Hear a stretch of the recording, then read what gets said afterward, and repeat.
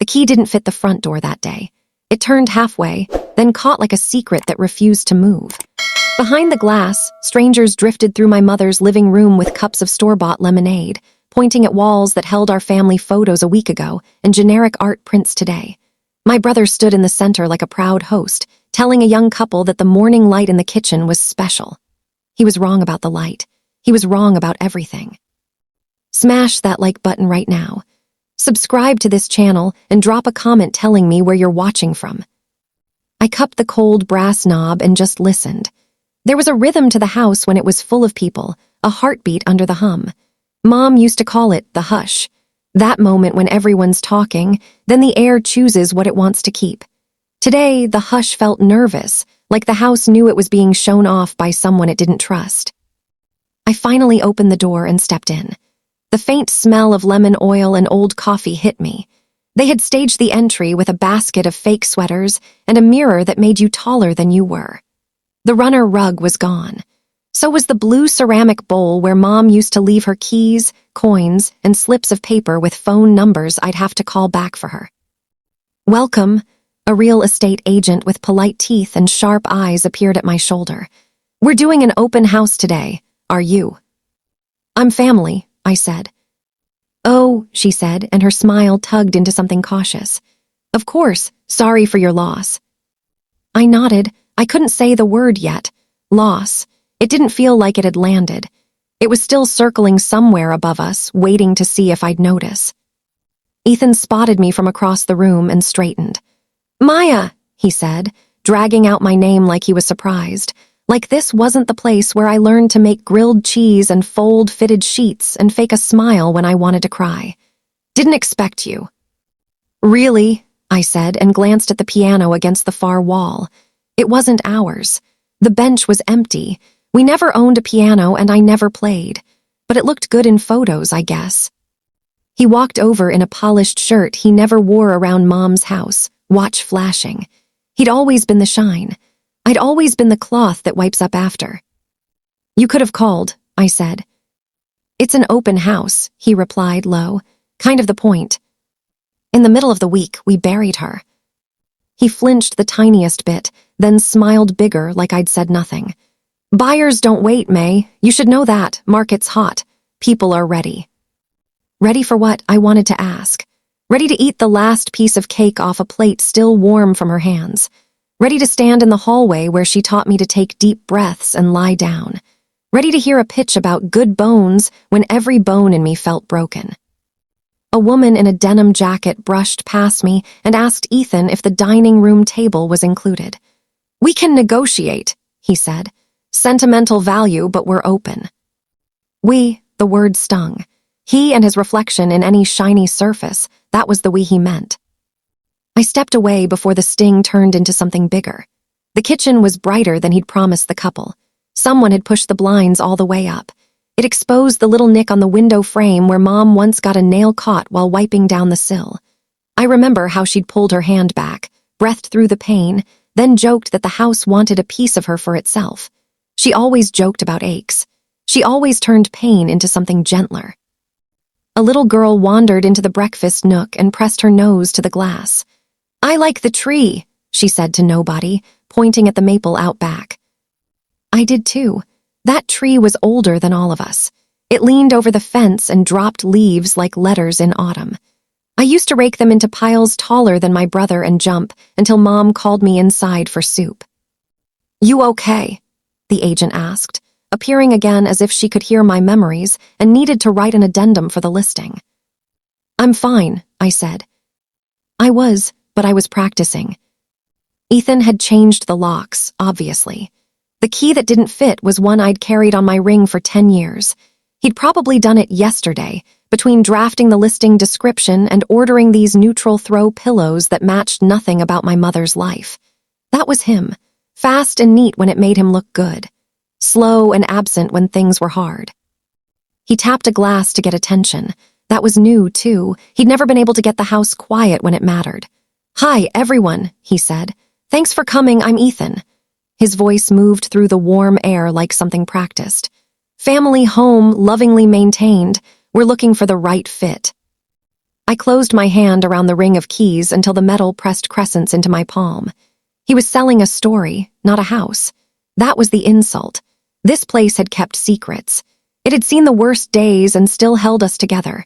And he stood there with clean shoes and a turned-on smile, pretending he'd been the one to hold it all. He caught my eye again and winked. It wasn't kind.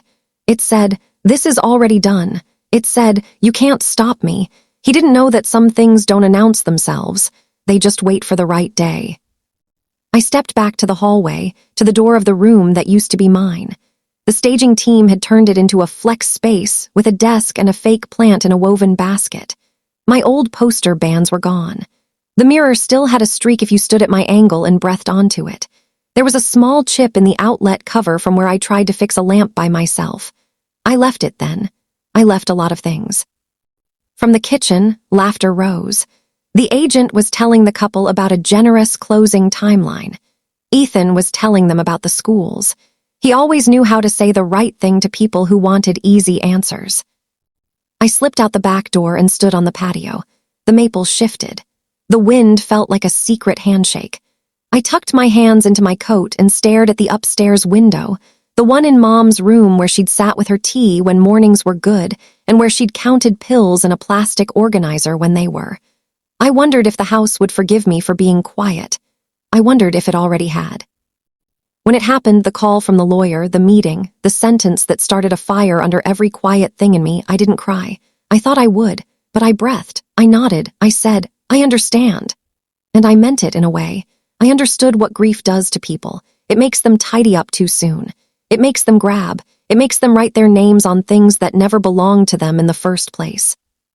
The part I didn't say, the part I'm telling you now, I already owned the house. Mom didn't know. She wouldn't have picked those words, owned mine. She never liked words that sounded like borders. She liked words that sounded like blankets. She'd say, "We're here," and that was enough. But there are moments you have to pick the right word and say it out loud. I keep practicing that too. I looked back through the glass. Ethan was shaking hands with the couple. He was good at handshakes. He made people feel like they had already won. He smiled like a promise. In 2 days, he'd hear me say one sentence. Not loud, not cruel, not bigger than it had to be, just true. And it would change the story he was trying to sell. It would change a lot of things. But first, I needed him to do all the things he did best. I needed him to hurry. I needed him to underestimate me. The plan only worked if I let him think I was small. I slid the back door closed and left the open house without taking another look at him. The maple leaf brushed my shoulder as I passed. It felt like someone tugging me on the sleeve, like someone saying, "Wait." I didn't. I had a different word in my mouth, one that had been there for a year and a half, heavy, quiet, patient. Soon, I thought, soon. When people say childhood home, they usually mean the place that held their first scraped knee, their first slammed door, the first time they realized their voice could fill a room.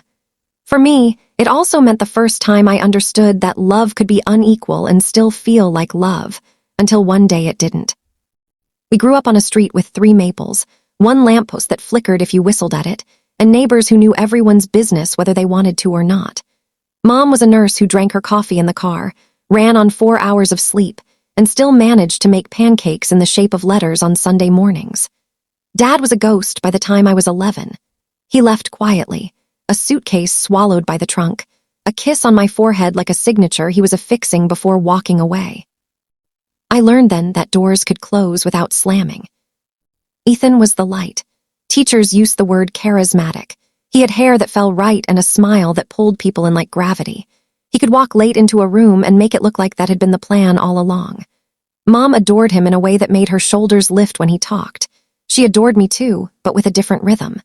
I was the steady hand she leaned on when the kitchen sink coughed, when the low tire light came on, when the electric bill was 2 weeks late. Money was tight but never the headline. Mom made us feel rich with time, even when she didn't have any. She'd stay up to pin my hem at midnight, then forget where she set down her own glasses. I found them for her. I learned where she hid the spare keys, how she kept track of her days with a line of colored dots on the calendar. The green dots were good shifts, the red ones were the long ones. Ethan was sunshine while he was home, and thunder when he was.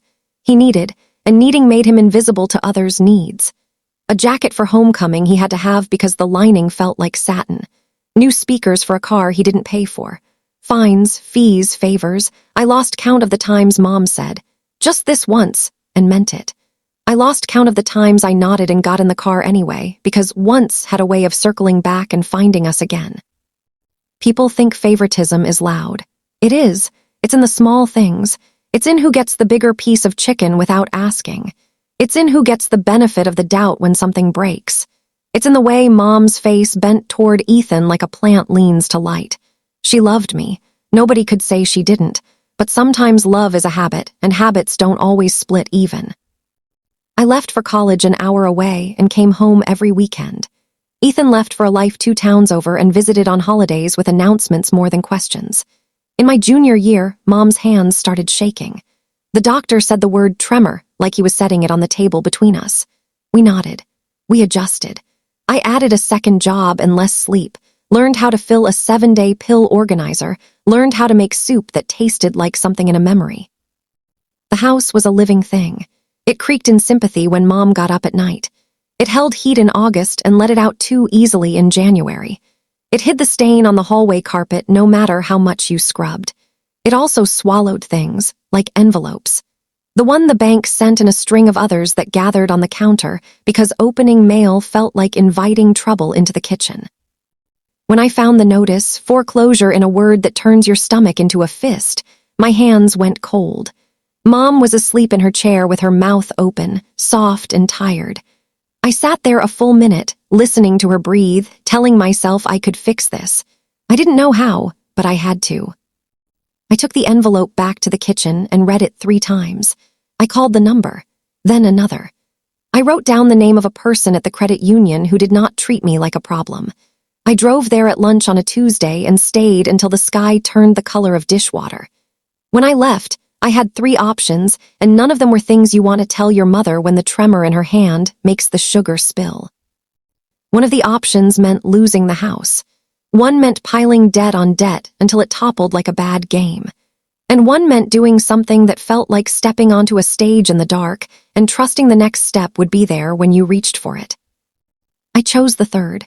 We moved fast. You move fast when you're trying to keep a roof in place. We sat at a wooden table with pens that felt too small for the papers they had to sign. A man in a suit explained the words twice. I watched Mom's face. She was tired. She was also proud in a way that has nothing to do with ego. Proud citizens sign their names. Proud mothers make choices. Proud daughters keep the car running and bring granola bars in their bag because they know they'll be here a while. The papers said the house would be in my name. Simple, clean. It was an arrangement to stop the foreclosure and keep everything steady. Mom would stay in the home as long as she lived. That was the point. I'd handle the payments. I'd paint the trim. I'd be the one the roofers called and the one who signed for deliveries and the one who picked a new water heater when the old one sighed and gave up. Mom frowned at the word transfer. She didn't like the way it sounded, like moving a heart to a new body. "It's still my home," I said, and put my hand over hers. "You're sure?" she asked, eyes shiny but in a brave way. "I don't want to be a burden." "You're not," I said, and meant it with my whole body. "This is just paperwork, it's protection." She signed. I signed. I took a breath that felt like the first one I'd taken that day, on the drive home. She turned the radio to our song and sang the chorus in a voice that cracked on the high part. She leaned her head on the window and watched the streetlights smear into golden stripes. "We'll be okay," she whispered when we pulled into the driveway. We both believed it. I didn't tell Ethan. I didn't trust him with fragile things. Also, he was busy with a new job that paid him in chances and a girlfriend who lived on Instagram. He came by on Sunday, kissed Mom's cheek, told a story about a guy who knew a guy who could get him into a private event. He ate leftovers and left with the Tupperware. He texted me later to ask for a copy of Mom's insurance card. He didn't ask why I sounded tired on the phone. Months slipped. The tremor came and went like a tide. On days she felt strong, Mom baked pies and sent me home with slices wrapped in foil, and yes, she still called it my home even though the deed said otherwise. I let her. She earned the language. The house didn't mind. It knew what it knew. Then came the winter when everything slid at once. A fall in the bathroom that shook us and a hospital stay that lasted longer than it should have. Doctors who talked like calendars. I slept on a chair that turned into a bed but never fully committed. Ethan visited twice and brought flowers in a glass vase that looked like a trophy. He took selfies in the elevator. He kissed Mom's forehead and left behind a promise to take care of everything, Mom. Let me handle the thinking. It was after that visit that she changed her will. I know because she told me. She sat at the kitchen table with her tremor quiet and her eyes stubborn. It'll keep things simple, she said. You and Ethan have been through enough. I'm not asking for anything, I told her. I know you're not, she smiled, soft and sad at the same time. You never ask. He needs the help, Maya. He's not built like you. And the will, it's just a paper. It doesn't change what we are. I could have argued. I could have pulled out the folder in the drawer and spread the copies of the deed across the table with a calm voice. I didn't. She'd been brave all day. I couldn't take that from her. Also, the truth was still true, whether we said it out loud or not. The house was in my name. She didn't really know what that meant in the way lawyers talk about it. She didn't need to. She needed soup. She needed a nap. She needed to feel like she was making choices that would ease a son who had never learned to carry his own weight. So I let her have that. People will say I should have fought harder. Maybe they're right. But I chose quiet this time. I filed the new will in my mind next to recipes written on index cards and dates circled on calendars. It existed. It wasn't everything. Spring came. Her good days were sweeter because we knew what bad ones felt like. We watched game shows and yelled answers like we were on a team. Sometimes we cried at commercials that had nothing to do with us. Then the summer turned the corners of the house hot and soft, and her body decided it was time to rest for longer. The day she left us, it was quiet, not dramatic, not anything a movie would remember. She closed her eyes like someone who finally found the pause button.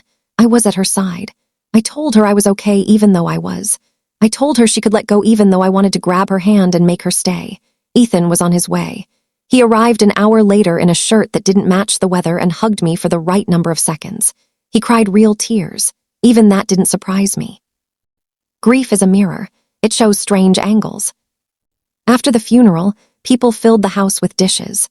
The kind of food that makes you remember you're a person who has to eat even when you don't feel like one. They stacked foil pans on the counter and told me stories about Mom that I had lived but liked hearing anyway. When the last car door slammed and the house finally exhaled, my phone vibrated. The lawyer wanted us on Tuesday. To go over your mother's wishes, he said. I put the phone down and went to the drawer. The folder with the deed was right where I left it, under the bag of rubber bands and a couple of takeout menus. I slid my fingers over the edge and lifted it out like it might be too heavy. It was. It felt like a seatbelt locking. Tuesday was in 3 days. I made tea and sat by the window in the dim. The maple was black against the sky like a paper cutout. I held the folder in my lap and tried to imagine the words I'd need. They were simple. They lived in my mouth already, but saying them was a choice. Timing was a choice. I looked at the ceiling and whispered to Mom as if she could still hear me between layers of air and memory. I'm going to keep you safe, I said, like I promised. And for the first time since the hospital, I slept. The lawyer's office smelled like copy paper and a plant that was trying hard not to die. The blinds were half open, slicing the sun into polite stripes on the carpet. A framed diploma told us the man in the navy tie knew what he was doing and had known for a while. I'm Mr. Patel, he said, and shook our hands like he meant it. Ethan arrived 5 minutes late with coffee that had his name spelled wrong and a phone that he put face down on the table like a sacrifice. He wore sunglasses on his head, like maybe the weather inside might change. We're here to honor your mother's wishes, Mr. Patel began. His voice was soft. It slid into the room without scraping anything. He explained the basics, what a will is, what it does, what it can't touch. I watched the movement of his hands in the air as he spoke. I let the words glide over me like I was underwater and he was on the shore. He read, To my son, Ethan Carter, I leave the entirety of my estate, including but not limited to my personal belongings, bank accounts, and the property known as 118 Maple. He paused like he was giving the room time to react. I didn't even blink, I think. My heart didn't speed up. It slowed, like I was stepping into a deeper part of the pool and letting the water take me. To my daughter, Maya, he continued, I leave my engagement ring and the quilt made by my mother. He looked up. She was very specific about the quilt. I smiled without meaning to. The quilt was made of pieces of dresses and curtains, and the shirt Dad wore the year he turned 30 and acted like 30 was the end of something. It was heavy enough to keep out cold and old enough to smell like a box of peppermint tea. I wanted it. I also wanted this not to hurt so much, even though I knew the secret that made the hurt less sharp. Ethan coughed a sound that could have been relief. He looked at me sideways to see if I would cry or shout or break something. I did none of those things. I folded my hands in my lap and thought about soup. Mr. Patel's eyes moved between us.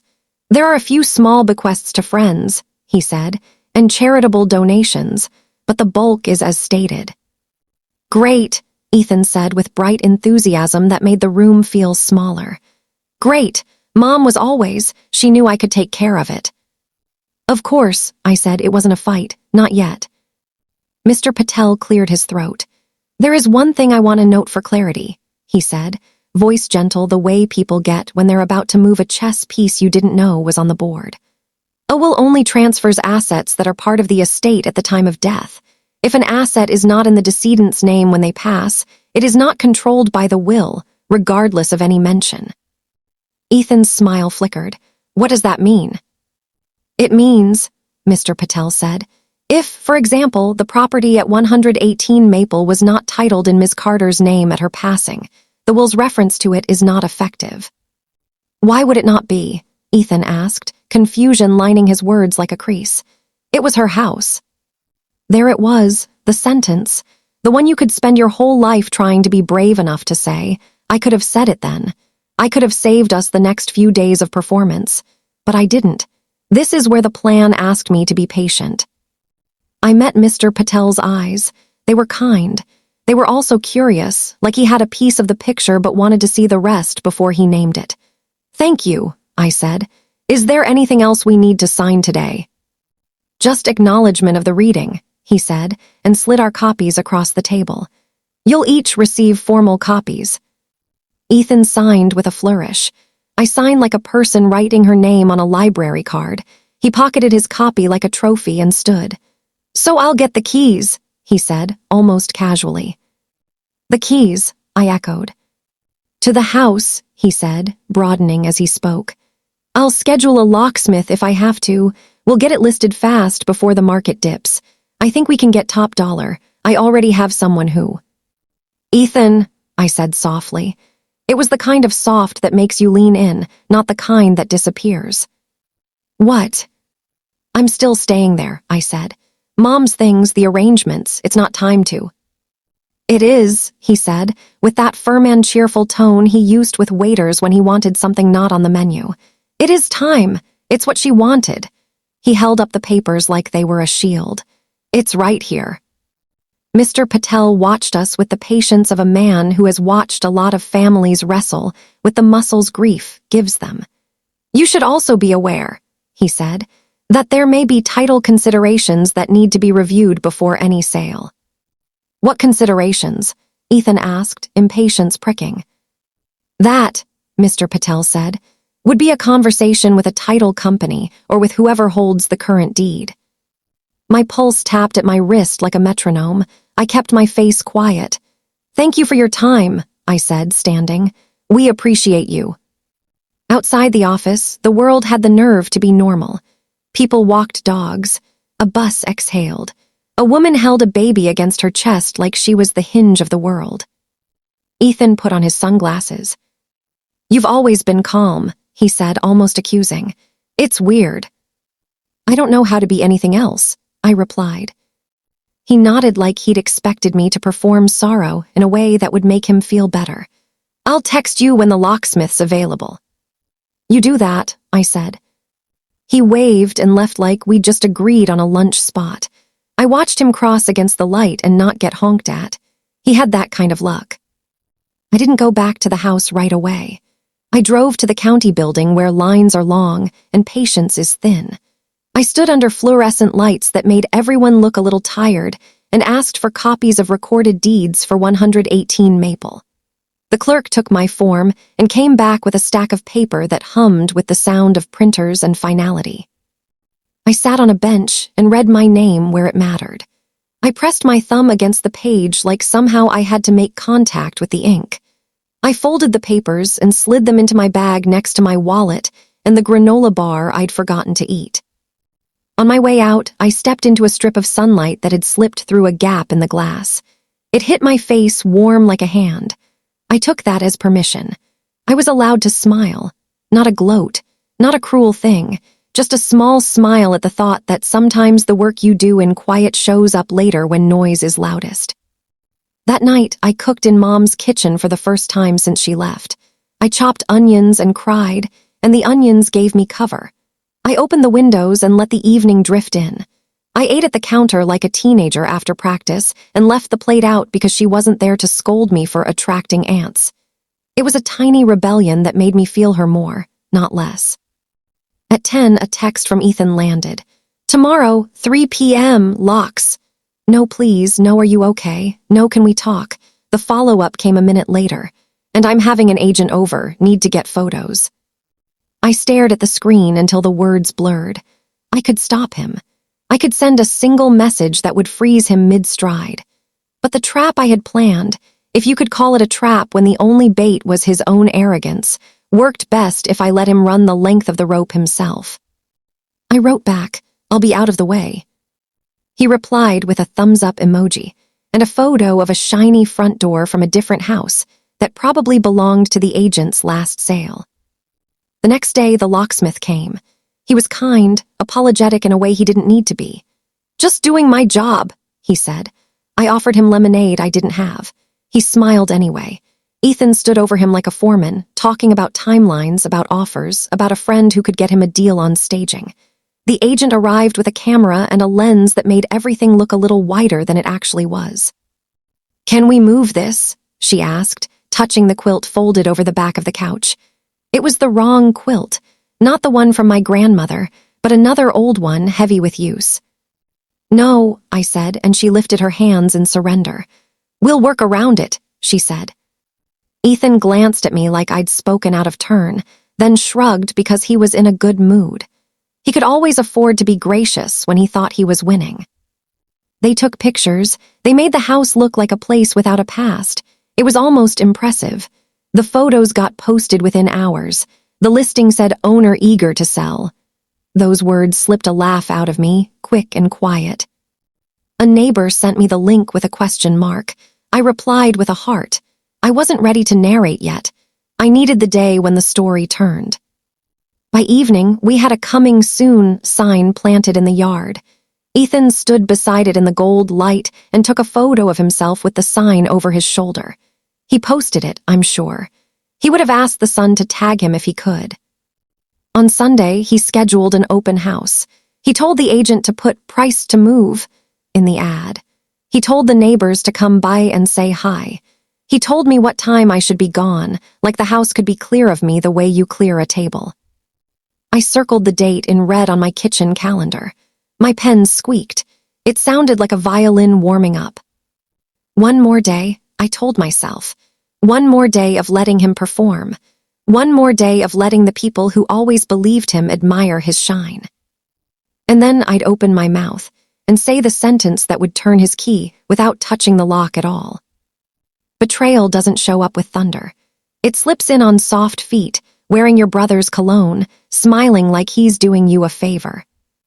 I can trace the shape of it now, the way you can trace a crack in a glass you didn't know was there until the light hits it right. It started long before the will. It started on a Tuesday night, years earlier, when Ethan called Mom and said, "I'm drowning." He always used that word when he wanted her to throw him a rope made of money, time, forgiveness, whatever he could grab. She sold a bracelet that had been her mother, and didn't tell me until I found the empty velvet box and she told me not to worry about things that didn't matter. It was just sitting there, she said. It wanted to be useful. That's how she saw the world. Objects had feelings.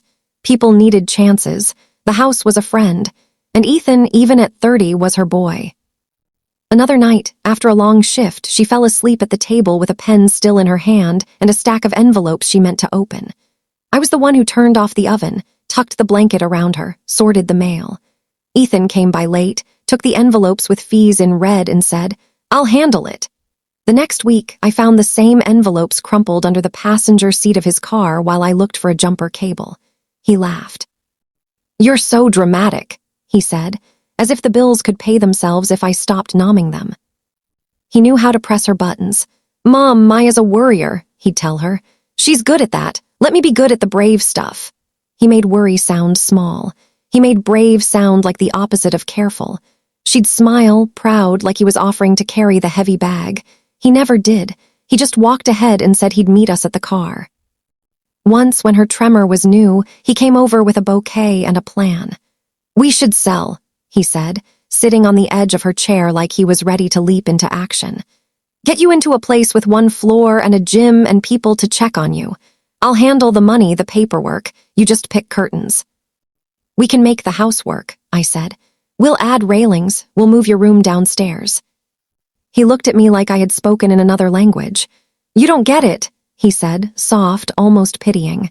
"It's just a house." Mom's eyes flicked between us. She hated it when we turned into two teams in the same room. "Don't fight," she whispered. "We're not," he said quickly, smiling first so she didn't have to make a face like a referee. Then, later on the porch, he turned to me with his face still smiling and his eyes hard. "You can act like a hero," he said, "or you can let me fix things for once." "How does selling the only thing she loves fixing anything?" I asked. "Money fixes a lot," he answered, and looked past me at the street like the answer might be parked out there, waiting. He was right about one thing. He hadn't fixed much, but he could sell. He could sell a story even to himself. Mom changed her will after the hospital stay. Ethan came with her to the lawyer's office, then took her out for milkshakes afterward and posted a picture of them with a caption about taking care of the queen. He showed me the photo to tease me, but the pride in his eyes gave him away. He liked being the son with the plan more than he liked having an actual plan. A week later, a neighbor leaned over the fence and said, "Ethan told me he's going to make sure you aren't overwhelmed, honey. That boy is stepping up." I nodded and tasted metal. He was always better at playing to the crowd. He had a stage voice. I had a kitchen voice. The night he made his plan clear, it wasn't a speech. It was a leak. He thought I was asleep on the couch, the TV flashing blue while he walked into the backyard to take a call. His voice drifted through the screen door. "Yeah, once Mom's, you know," he said, dropping the word like a marble because he didn't like how it felt in his mouth. "The house is mine, we'll flip it. It's outdated. Easy money, my sister. She'll be fine. She likes small. She likes projects." I lay there and kept breathing evenly. I stared at the ceiling while the maple rustled like it wanted to be loud and couldn't. I could have gotten up and opened the door and told him a story about a Tuesday when I held our mother's hand, while she tried to sign her name and couldn't, and so I put my hand over hers and guided it.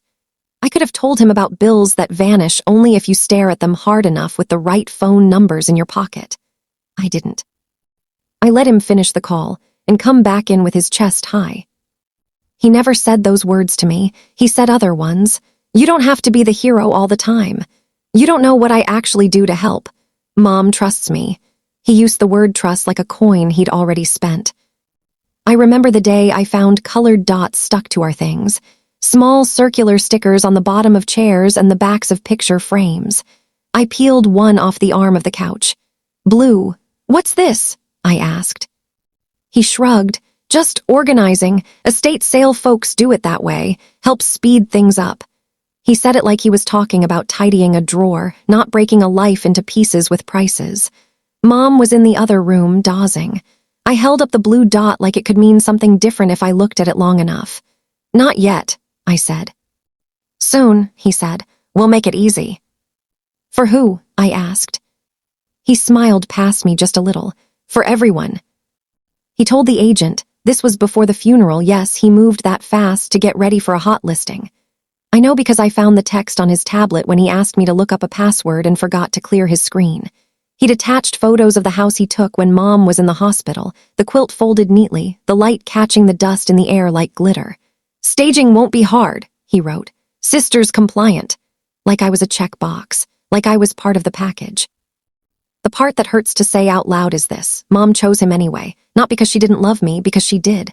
Because love in her mind meant lifting the person who kept falling, and he fell a lot. "You're strong," she told me 1,000 times in 1,000 ways. "You'll be okay, he needs more." She never finished that sentence. More what? More chances, more money, more of her. She didn't say, she didn't have to. I heard it even when she didn't speak. My staff didn't roll their eyes when I explained. They leaned in. Restaurants are full of people who have been unseen at home and who learned to be magicians in the dim light. They understood what we were doing like it was a language we all already spoke. We had practice nights. We tested the menu. We tuned the songs. We tried the light dimmer to see how far we could go without anyone outside our table noticing a thing. I called the bank and secured a line of credit I didn't love but could live with. I stacked exactly enough money in exactly the right places to make that night not just a statement, but a smooth, excellent service for a full room. Because the plan wasn't to close the restaurant and turn it into a theater for one family's drama. The plan was to hold a full house and still hold my moment. I wrote the letters last. I wrote them at midnight when the city felt like an ally and not a judge. I wrote the first draft too angry, and then I put it in a drawer and let it cool. I wrote the second draft too soft, and then I added bone. Mom. Here, what I needed when I was 7 and again at 16 and again last year when you turned my day into a toast for someone else. I needed you to notice. I needed you to say, "Tonight is Maya's." Not because I'm fragile, not because I'm your favorite, but because it teaches a child something important when you show her that her joy matters. Here, what I need now, no more using my day to serve someone else's story, no more forgetting. No more asking staff to skip the song for my comfort when you never asked me what would make me comfortable. This isn't about cake, it's about respect. You don't have to love birthdays to love me on mine. Dad, you always say you trust me. Trust me now when I say this hurt me. Trust me when I say jokes about me paying for family night stopped being jokes a long time ago. Hear how you can show up next. If you see the bill slide toward me, pick it up. If you hear someone shift the spotlight, shift it back. You don't have to be loud. Just be the person who says, "Tonight is Maya's." Ava, you shine bright. I don't want to dim you. I just wanted room for my candle too. I'm not your planner, I'm your sister. If you love me, and I know you do, learn to share the space, not steer it. If you want help, ask, not on my day. Dylan, thanks for sending the truth. You're not a kid anymore either. The price of seeing is saying something. I want you on my side, not as a soldier, but as a brother who knows when a joke stops being a joke. I sealed the letters and slid them under the napkins the afternoon of the dinner. My hands didn't shake. My breath stayed even. I picked the outfit carefully. Not loud, not apologetic. A deep green dress like the one 16-year-old me wore when she hoped maybe this time, and a blazer that said, "I run this place and I run my life." I put on a tiny gold crown pin I had ordered from a small shop online, in honor of a paper crown that had been thrown away but never forgot. And I sent Naomi a text, "We're live." She sent back a crown emoji. Then, do your thing. In the dining room, the tasting continued. Plate 5, the vanishing act. A clear glass bowl with a thin mist rolling over a single bite-sized scoop that melted on your tongue and disappeared, leaving behind a quiet hint of rosemary and citrus. Pretty, elegant, gone. Weird, my sister said, laughing. Kind of amazing, it's like nothing and something at the same time. Like the way people remember some nights, I said, not accusing, just nomming what was on the plate. The server refilled water. Another server folded a napkin that had slipped into a lap like the night wanted to be neat. The guitarist moved from one song to the next with the easy grace of a person who knows how to hold his place while the room shifts around him. The questions came, as planned, gentle and regular. "Any special announcement tonight?" A server asked with a practiced smile, as if she didn't already know the answer. My mother took a breath. I could see the fork in the path rise in her. The old impulse, claim the space, make the plan, and the new path we were paving, brick by careful brick. "Just family," she said finally, small. "Just family," the server echoed. "Noted." We moved on. Plate 6, the cry in the ride home. A small glass of sparkling water with a single pink tear of syrup asleep at the bottom. A stir brought it to life and turned it into something else. A sweet tart that tasted like being brave alone and then a little less alone. My father swallowed. He had always hated talking about feelings. He preferred tasks, lists, things he could fix with a call or a credit card, but tasks build systems, and this system had shut me out. He leaned toward me. "Maya," he said quietly, are you trying to tell us?" "Yes," I said. He nodded once, like a man who had decided to stay and take what was coming. We reached the middle of the tasting, the place where a dinner can wobble if you don't steady it, the place where old habits could climb the wall and try to take back the room. Ava raised her glass. "A toast," she said. "To." "Hold on," I said, and I smiled so gently even the knife on the table wanted to set itself down. "Let me earn the first one tonight." She flinched with the surprise and then sat back. She wasn't used to me stepping in, stepping up. She wasn't used to me taking the mic and keeping it. I stood with my glass in my hand and felt the weight of the room tilt toward me. "Thank you for coming," I said to my family. "Thank you for dressing up and sitting at the table where we have always sat and pretending this is like all the other nights. It's not." A couple at a nearby table glanced over, just one soft look, and then back to their own plates. The guitarist kept playing. The servers kept moving. The light kept doing that soft gold thing it did when the sun met the water and made a friend. "I am the owner of Harbor and Vine," I said, not loud, not whispered, just clear. My mother's neck turned slowly. "Excuse me." "I bought it," I said. "I own the room you have used for years to ignore me. That ends tonight." Ava set her glass down. It made a tiny, heavy sound. "You, what?" "Congratulations," my father said, and for a second he looked honestly proud, like he had seen me build something true and it had landed where people could see it.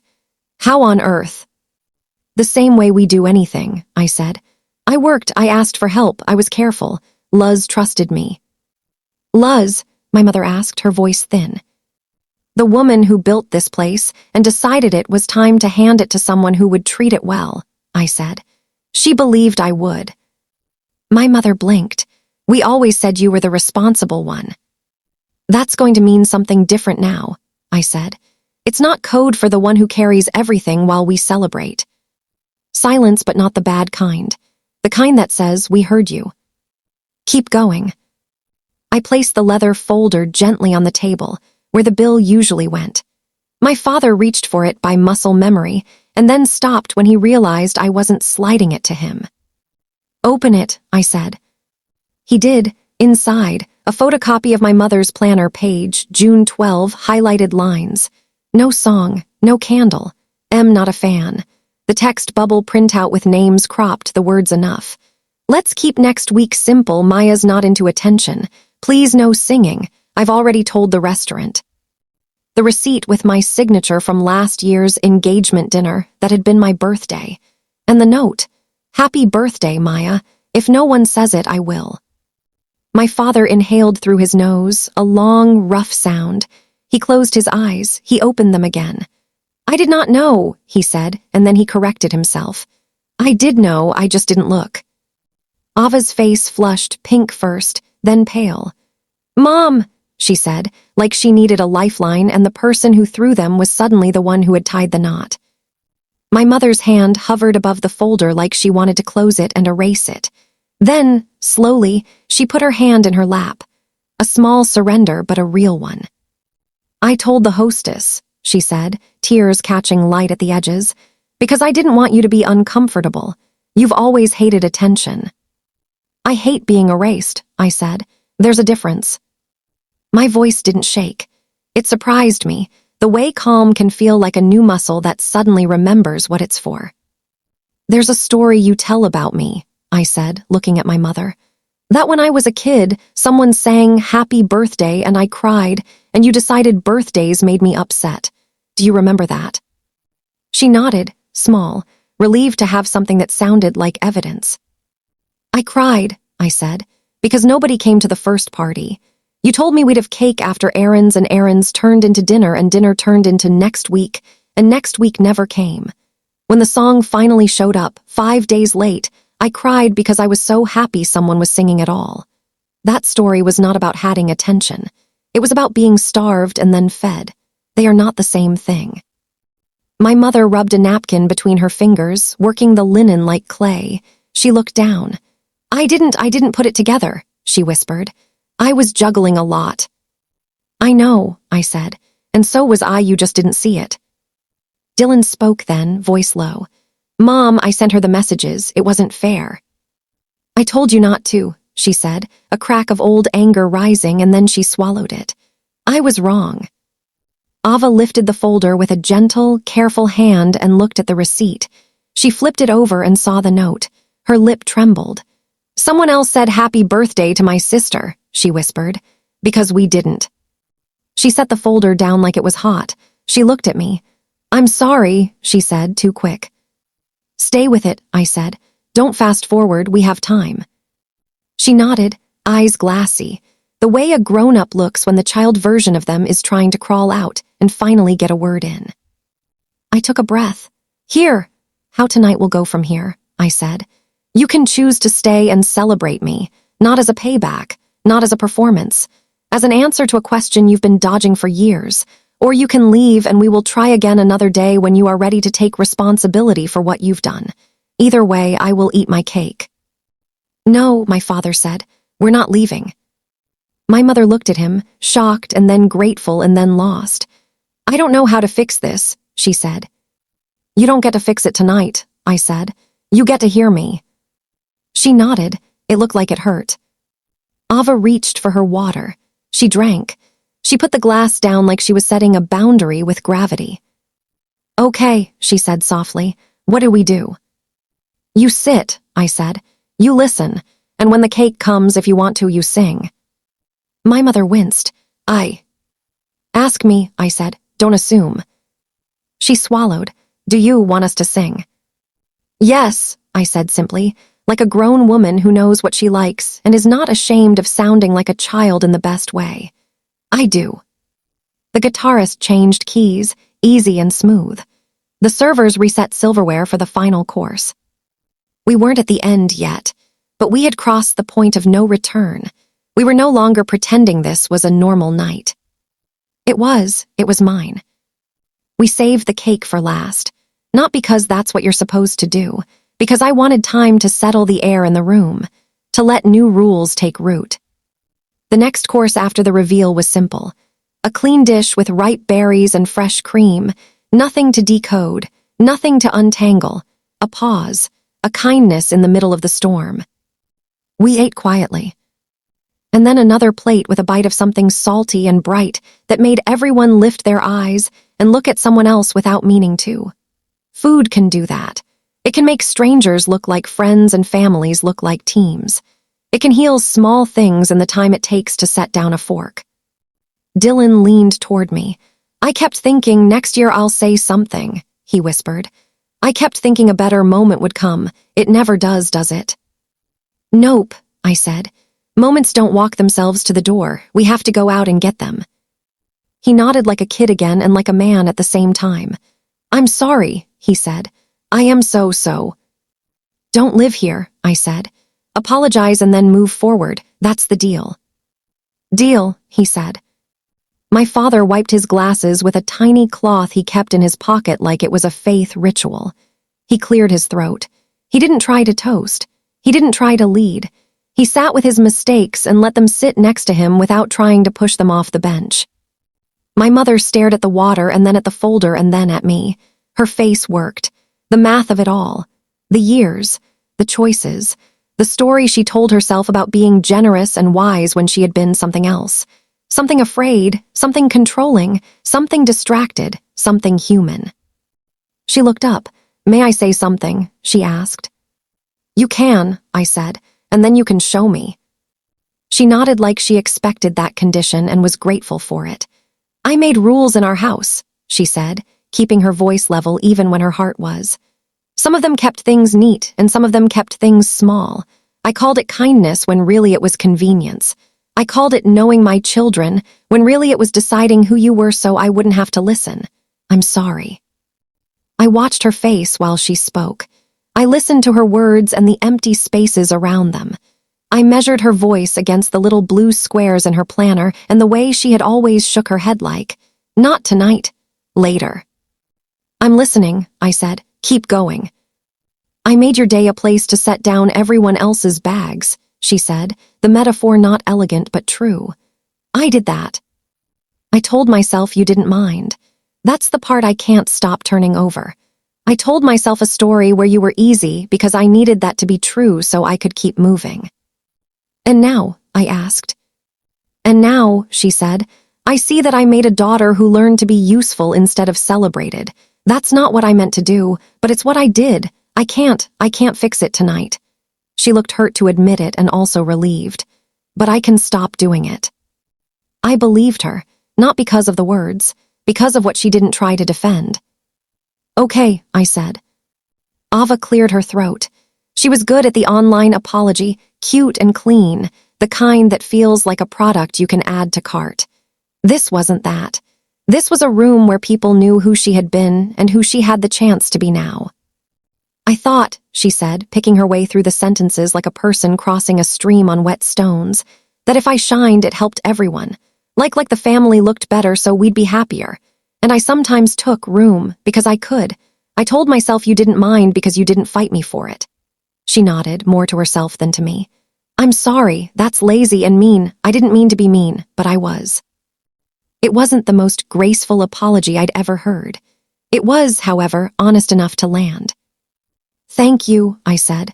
"If you want help planning something in the future, ask me, but never again on my day. Got it?" "Got it," she said. "And do you want me to plan something for you, like every year, or will that feel like trying to fix?" "Ask me each year," I said. "Sometimes I'll want it big, sometimes I'll want it small. The point is you'll ask." We had reached a kind of high, soft ledge, not the peak, a plateau where a person can see what's behind them and what might be ahead. I tapped the bar. The bartender lifted the bell we usually used to call servers at the pass and tapped it once, lightly. The guitarist changed to a melody everyone knows the bones of. The kitchen door swung open, and out came a cake that wasn't flashy. It was round and pale and simple, smooth frosting, a ring of small wildflowers around the base. The kind of cake you make for someone you love when you know what they actually like. The candle was singular, one tall, thin light, not for age, for meaning. As it moved toward our table, a few other tables glanced up. Not nosy, curious in that human way that makes a room feel like a neighborhood for half a minute. The servers placed the cake in front of me. They didn't clap. Nobody shouted. The air simply held what it was holding. My mother looked at me. "Do you want us to?" "Yes," I said, "please." They sang. They didn't sing loud. They sang like a prayer you say over soup, simple and honest. My father's voice wobbled. Ava's was thin at first and then steadier. Dylan surprised me. He had a warm tone I had never heard because he never lifted it to be heard. I closed my eyes and listened. I let the sound go into all the places inside me that had gone quiet. I let it fix nothing and still do something important. And then I made a wish. I wished not for them to change, not for make-up parties, not for perfect years to erase the messy ones. I wished for the courage to keep choosing myself even if they fell back into old rhythms. I wished for a life where my birthday didn't matter because it had to, but because it got to. When I blew, the candle flickered and went out, and then it glowed again, a trick wick that refuses to disappear so fast. Ava laughed through a tear. "Of course you did that," she said, shaking her head. "You would." I grinned because I had done it on purpose. I wanted to blow twice. I wanted to insist again, to make my own breath part of the ritual more than once. I blew again. The flame vanished with a soft sigh, and this time it stayed out. The room breathed with me. Relief is a physical thing. It moves the air. "Happy birthday," my father said. He didn't whisper. He said it like he had been saving the words for a long time and was grateful to finally set them down.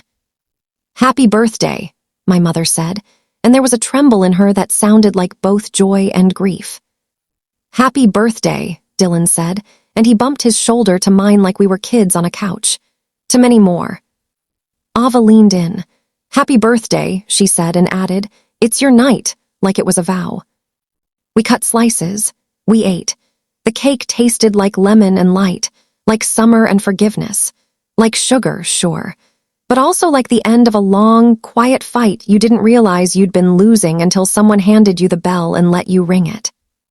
While we chewed, I nodded to the server.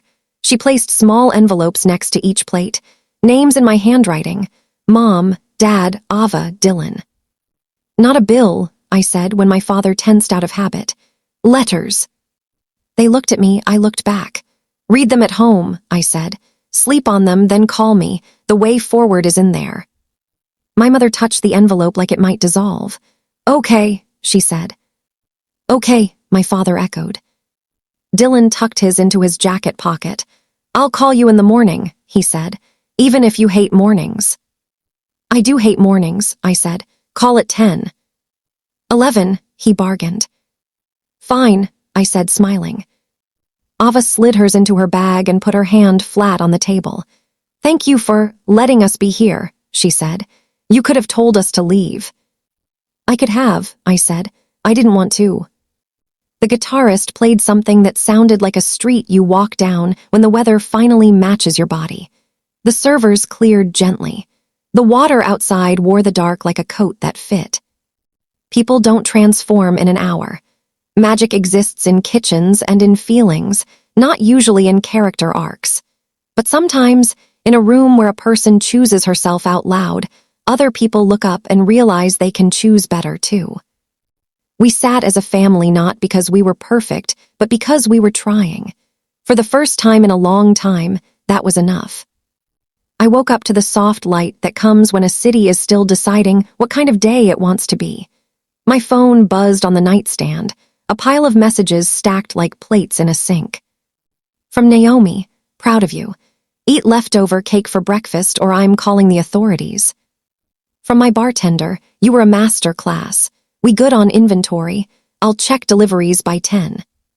From the server who had written that note last year, "Happy birthday again." This time, not in a whisper. I got up wrapped in quiet. I made coffee the way I like it, slow and warm. The apartment smelled like lemon zest because I'd brought home the extra slices of cake and the flowers in their small vases. Wildflowers, not perfect, alive. At 8:13 a.m., my father called. He never called that early unless something was wrong with the car or the roof. "Dad," I said, voice still rough. "I couldn't sleep," he said, and I could hear his morning sounds, keys, the rustle of a jacket, the low hum of a news station.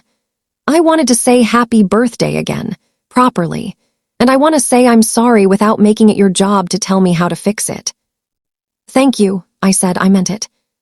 "I've been thinking," he said, the way a man says it when thinking is new and painful and necessary. "About the bill always sliding to you. I made that funny for too long." "It wasn't funny," I said, gentle. "I know," he said. "I'm calling the bank later.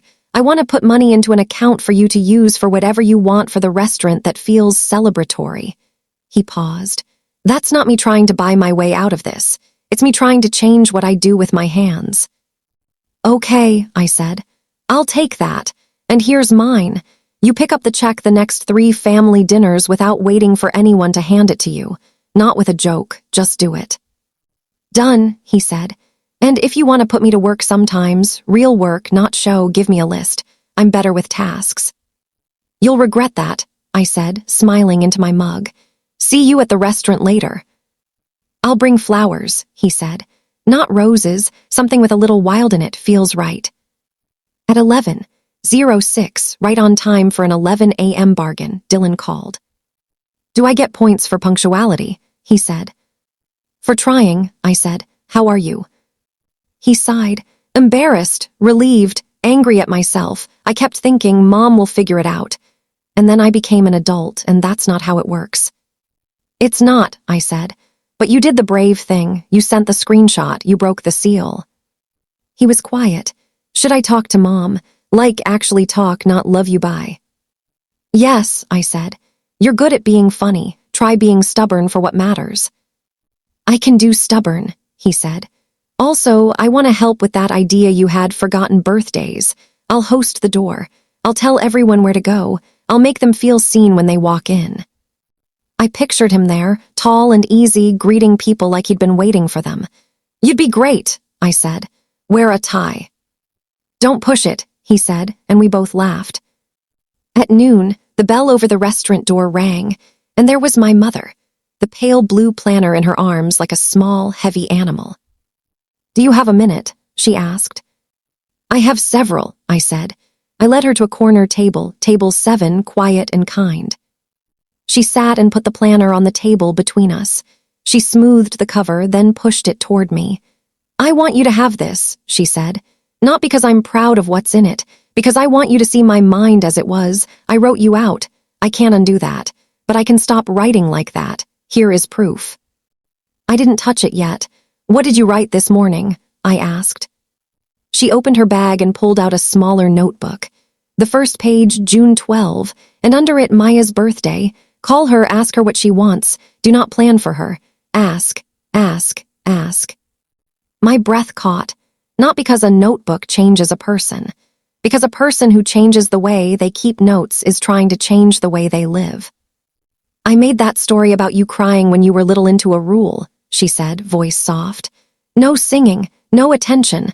I told myself I was protecting you. I see now I was protecting myself from mess, from noise, from any sign that my plans weren't perfect. She looked at me and didn't look away. Do you want to sing next year? Yes. I said, unless I say no, you'll ask. I'll ask, she said. She blinked hard.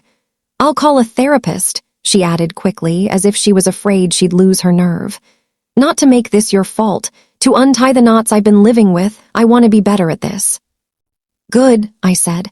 I'll meet you there sometimes, not every week, not to fix you, to learn how to be better with each other. She nodded like someone who had been waiting for permission to tell the truth, and finally found the door. We sat for a long moment. People passed the windows.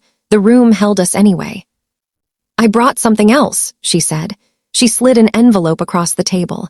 Inside were printed invitations, small, tasteful, on thick paper. A simple line, candle night at Harbor and Vine. A celebration for anyone whose day was missed. I made these last night badly, she said, a breath of a laugh. I don't want to be in charge. I wanted to show you I see you, and I see them. Thank you, I said. I'll design the night. You can help set tables. Her mouth tilted. Deal. An hour later, Ava texted a voice note. Not a typed apology with prettier punctuation than feeling. Her real voice. I was up all night, she said, words slow like she was chewing them as she spoke. I wanted to post something epic and I stopped. I realize I've lived so much of my life as a story for other people to watch. I don't want to use your night like that, so I'm sorry. And I'm asking, can I help with the forgotten birthdays thing? Not to be the face, to be hands. I can carry boxes and tie ribbons and pick up cupcakes. I can also shut up. I can learn that part. I smiled. I texted back, yes, come early, wear flats. Her reply was a crown emoji and a shoe. At 3, the door opened and Luz walked in, the way a woman walks in when she built the floor herself and knows where it creaks. Well, she asked, eyes sparkling. I stood and hugged her. We did it, I said into her shoulder. You were right, design for the after. She sat and took my hands. How did it feel? She asked. Like I had been holding my breath for years and finally exhaled, I said. Like I blew out a candle that wanted to stay lit and taught it how to rest. She laughed, delighted. You turned revenge into something that feeds people, she said. That's the only kind I've ever seen last. We looked around the room together. Afternoon light, a slow river, chairs tucked under tables straight and ready. This place is yours, she said. Now go do something with it." I did. We picked a date, second Thursday of the month, every month with a special focus in June. We called it Candle Night. We put a small note in the window in simple type. If someone forgot your day, we didn't. Sit with us. I asked the staff to tell anyone they knew who might need it.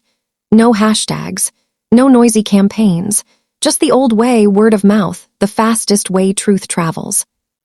And I wrote one more letter, to the person who had written me that note on the back of a receipt. I taped it under the host stand, where they would find it when they reached for a pen. To the one who said it when no one else did. I will never forget your line on the back of that paper. Come to Candle Night. There's a slice with your name on it. With love, M. The first candle night was small and perfect. We dimmed the lights. We put tea lights in clear jars along the window ledge. The guitarist played songs that felt like home without needing to be famous. The staff wore their soft uniforms and their real smiles. We set one long table down the center of the room, made of smaller tables pushed together so you could still see the seams. That mattered to me. We weren't hiding that this was a thing we built piece by piece. We wanted people to know it didn't have to be perfect to be beautiful. Dylan stood at the door with a host's smile I had never fully seen. "Welcome to Candle Night," he said to every single person, and he meant it like an oath. People came shyly at first. A woman in her 70s holding a small coin purse, a teen in a hoodie with chipped black nail polish, a guy in a suit carrying a briefcase like a shield. A couple holding hands too tight, a mom with a stroller, a nurse in scrubs who looked like she hadn't sat down since yesterday. We didn't ask them to share, we asked them to eat.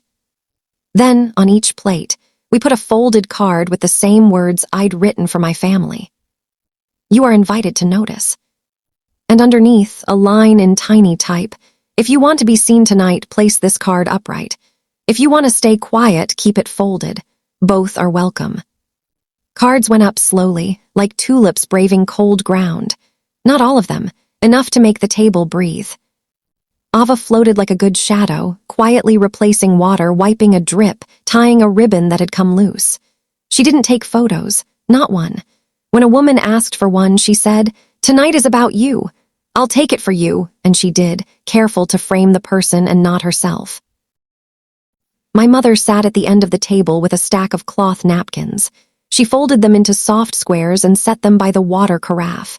Every time someone's eyes filled, she slid one over without being asked.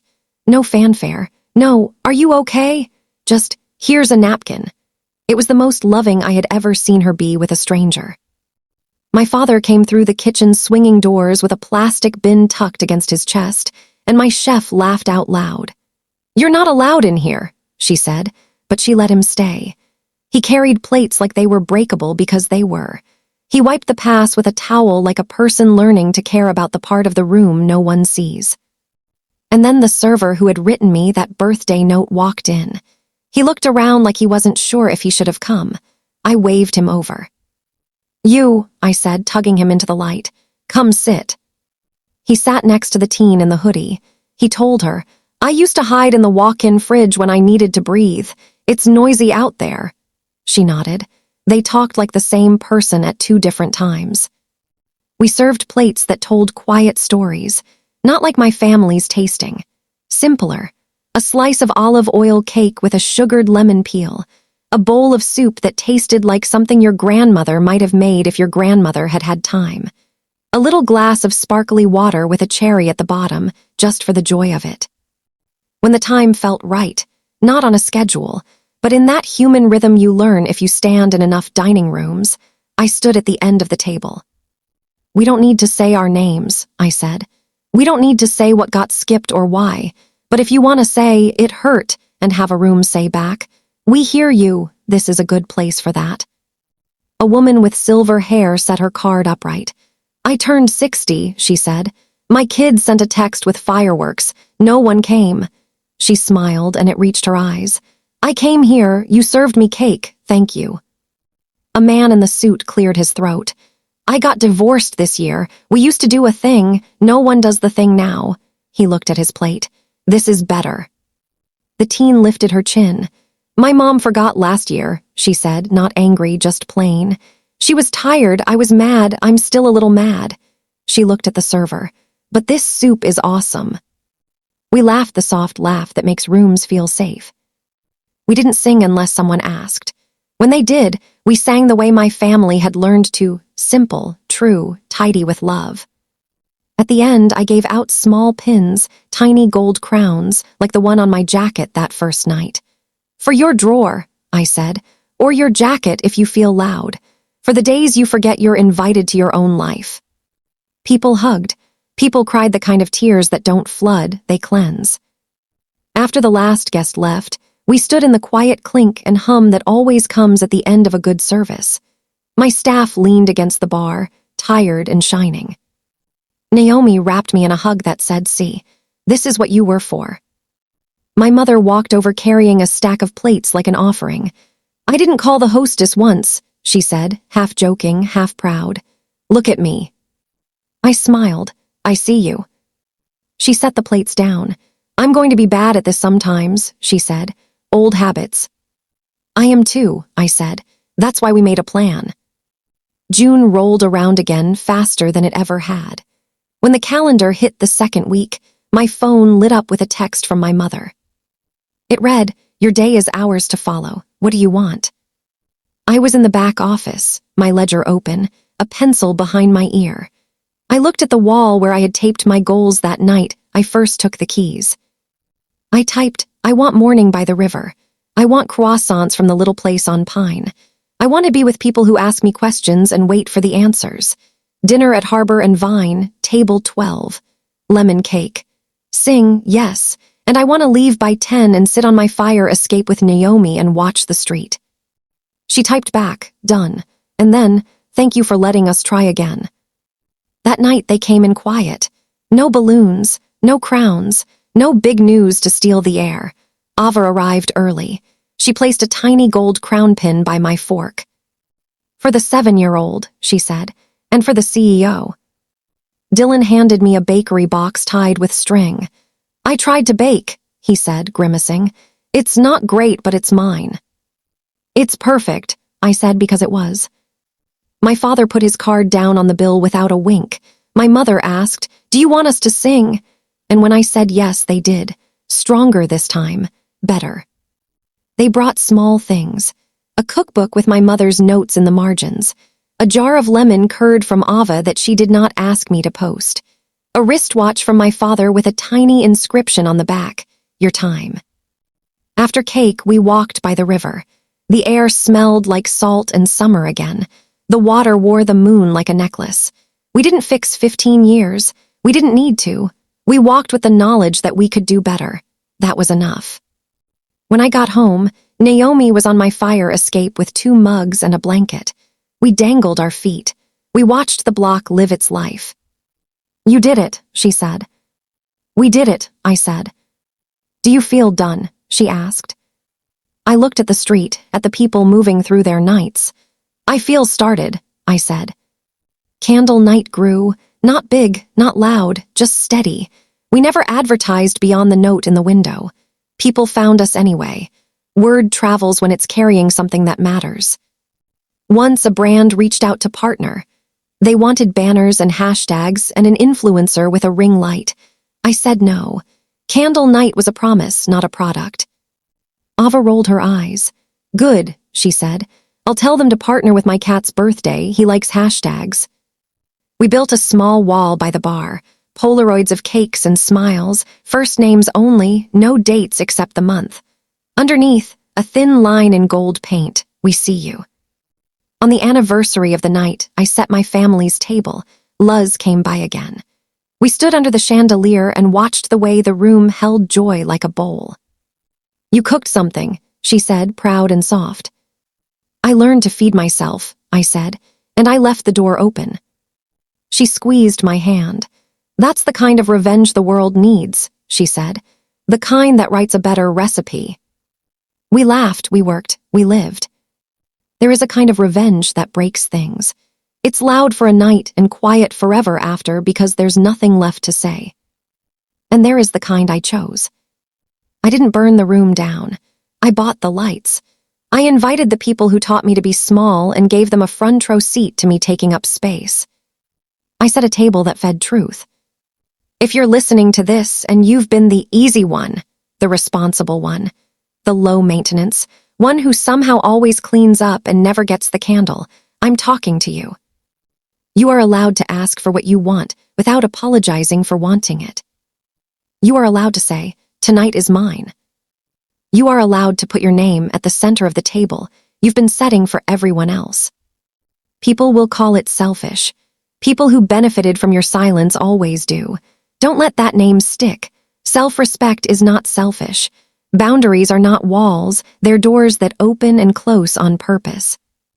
If you have a family like mine, good in so many ways and clumsy in others, give them a chance to change. Not infinite chances, real ones. With proof, with plans, with clear lines. Design for the after. What do you want the morning to feel like? Aim there. If you're the one who has been doing the forgetting, take a breath. Look at the planner you keep in your head. Whose names are written big? Whose are written small? Who got erased? Be brave enough to put them back in ink. Be braver still and ask them what they want before you pick up the pen. Ask again, and listen like it's a job. If you're running a place like mine, a home or a restaurant or a friend group, remember this. People come to tables for more than food. They come to be seen. They come to be remembered.